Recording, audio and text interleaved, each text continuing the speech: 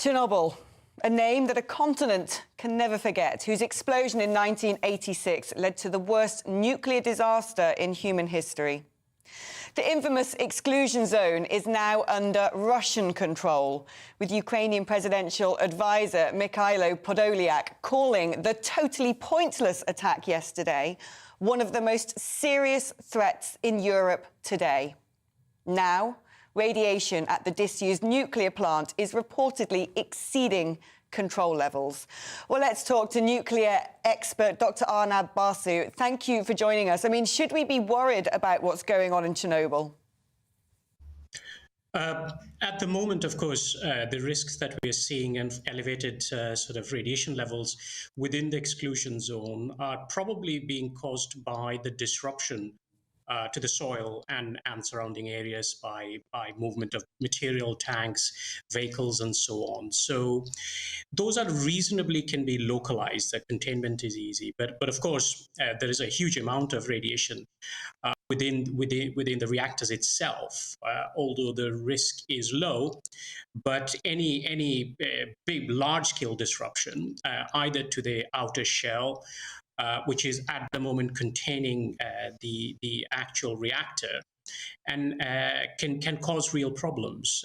And secondly, that place is managed very, very carefully over the years by many skilled people, and it's very hard to say what is going to happen within the conflict time, whether the facility will be managed properly, whether there'll be enough personnel, skilled people there to really look after it. And if it wasn't being managed properly, and if we did see those radiation levels continue to go up, I mean, what is the risk to the continent of Europe? Is that something that would affect only Ukraine and the surrounding areas, or is that something that, the wider continent of Europe should be deeply worried about?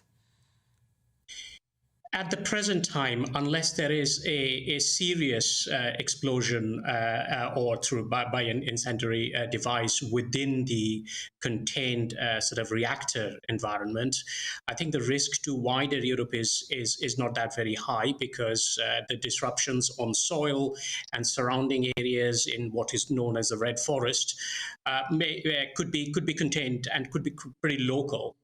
Two risks really: big explosion, big sort of disruption, or fire in the neighborhood. Although winter means that the probability of fire in the forest is pretty low.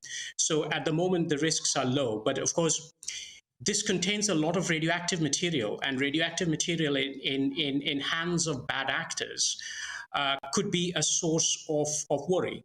Because that could be used in devices which are known as nuclear dirty bombs, which are not really nuclear bombs, but conventional explosives mixed with a little bit of radioactivity or radioactive sources.